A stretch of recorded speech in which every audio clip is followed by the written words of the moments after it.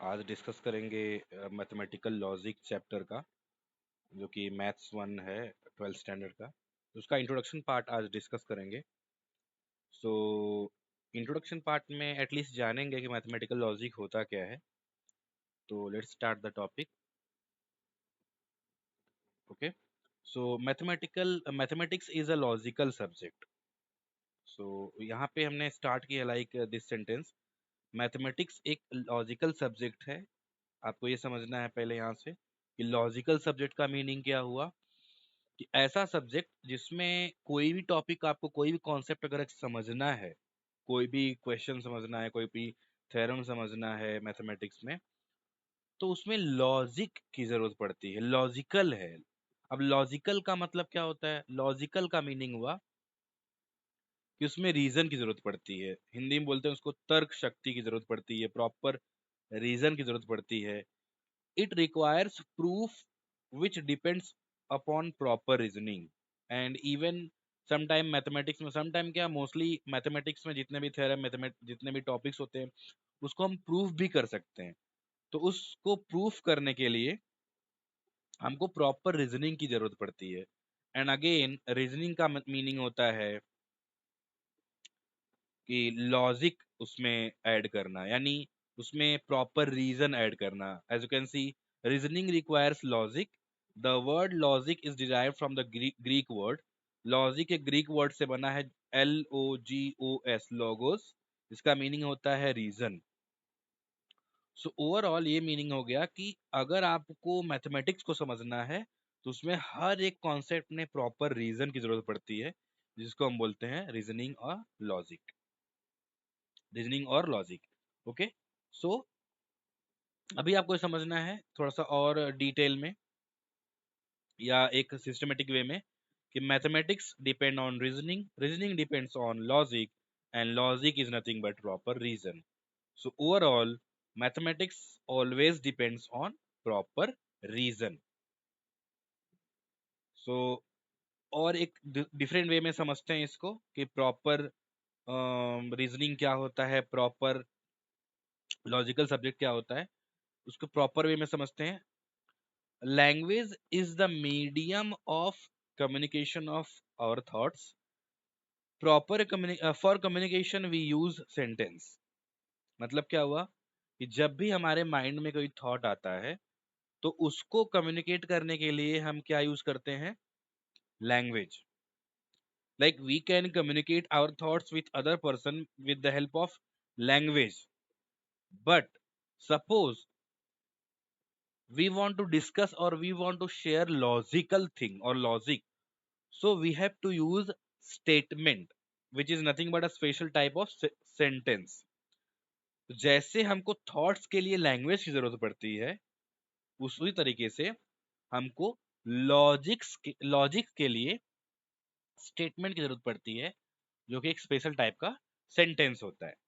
अभी हम समझते हैं कि सेंटेंस एक्चुअली में, आई नो कि आप लोगों ने 6th-7th स्टैंडर्ड में पढ़ा होगा इंग्लिश ग्रामर में। सेंटेंस क्या होता है? Group of word that has proper meaning.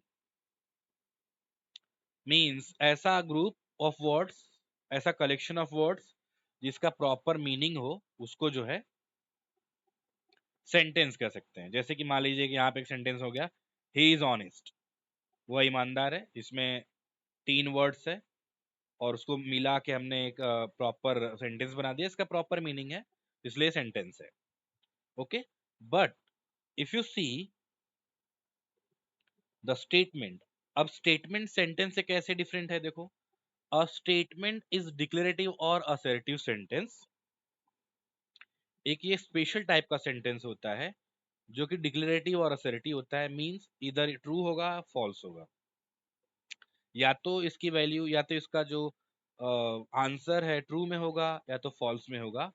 Not both both simultaneously, दोनों एक ही साथ नहीं होगा। स्टेटमेंट जो है ट्रू और फॉल्स दोनों एक साथ नहीं हो सकता है। एक्चुअल में सेंटेंस हो सकता है ऐसा, बिकॉज अगर सेंटेंस देखो, ही इज ऑनेस्ट, अब इसमें क्या है, एक टाइप का ओपन सेंटेंस है, ये डाउटफुल है कि ट्रू है या फॉल्स है, ही इज ऑनेस्ट, जो कि सेंटेंस है। बट स्टेटमेंट क्या है, डाउटफुल नहीं होता है। There is no doubt about the statement whether it is true और फॉल्स। एक एग्जांपल लेते हैं। एग्जांपल में देखो हमने लिया है for example sun is a star. अभी ये ग्रुप ऑफ वर्ड्स ऐसा है जो सेंटेंस तो है ही, बट कंफर्म है, इसमें कोई डाउट नहीं कि सन स्टार है कि नहीं। So therefore it is a statement. ये एक स्टेटमेंट हो गया बिकॉज ये डाउटफुल नहीं है, इसमें ये ट्रू है, सच है कि सन एक स्टार है। और डीपली समझते हैं। All statements are sentence but all sentences are not statement.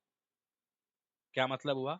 सभी स्टेटमेंट सेंटेंस तो होते हैं बट सभी सेंटेंस स्टेटमेंट नहीं होते। अभी कैसे समझना है इसको देखो। एक वेन डायग्राम सपोज करो, बिगर सर्कल है, बिगर ओवल है, इसमें हमने ये जो एरिया है सपोज करो ये क्या है? सेंटेंस। इसका एक पार्ट हमने लिया red one, and this is nothing but statement. So statement is part of sentence means. अभी देखो यहाँ पे हमने शो किया है first one, bigger one is only for sentence but smaller one means red one is for statement plus sentence both. मतलब क्या? दूसरा वाला जो सर्कल है छोटा वाला, वो दोनों के लिए है, like sentence plus statement, statement both. तो statement is a part of sentence. Okay, now what is mean by truth value of a statement? It is very clear that always all the statements have proper meaning, proper answer, whether it is true or false. And when it will be true, then truth value will be T. And when it will be false, truth value will be F. So अगर मान लीजिए कोई sentence या sorry कोई statement true है तो उसकी truth value क्या हो जाएगी? T। और कोई ट्रूथ स्टेटमेंट की ट्रूथ वैल्यू फॉल्स है तो उसका ट्रूथ वैल्यू हो जाएगा F। ओके, फॉर एग्जाम्पल कुछ हम एग्जाम्पल लेते हैं।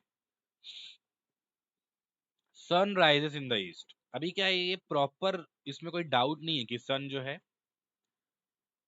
ईस्ट से उगता है, या सूर्योदय जिसको हिंदी में बोलते हैं, ईस्ट से, पूर्व दिशा से होता है। सो अभी ये क्लियर है, डाउट नहीं इसमें, तो ये क्या हो गया? सेंटेंस स्टेटमेंट हो गया, और सेंटेंस तो है ही।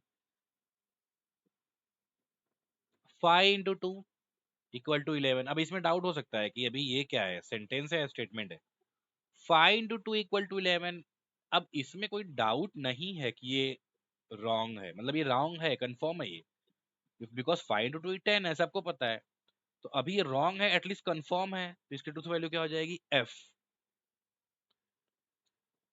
कंफर्म हुआ, भले इसकी ट्रूथ वैल्यू F होगी चलेगा, बट कंफर्म होना चाहिए, फिक्स होना चाहिए उसका answer. Next one, suppose every triangle has 3 sides. ये भी कंफर्म है, उसमें कोई डाउट नहीं है। जितने भी ट्रायंगल्स होते हैं उसके 3 साइड्स होते हैं, तो ये भी क्या हो जाएगा? स्टेटमेंट हो जाएगा, इसकी truth value T। So basically, whenever the group of words is given and it has proper meaning and there is a proper reasoning behind that it is true or false, so that will be statement. Okay, sentence, statement, truth value, ये बहुत ही important है, क्योंकि हम next video में हम लोग exercise solve करेंगे, example solve करेंगे। सो आपको ये समझना है स्टेटमेंट, सेंटेंस। ओके, और कोई डाउट रहेगा तो आप उसको नेक्स्ट वीडियो में पूछ सकते हो कमेंट करके। ओके।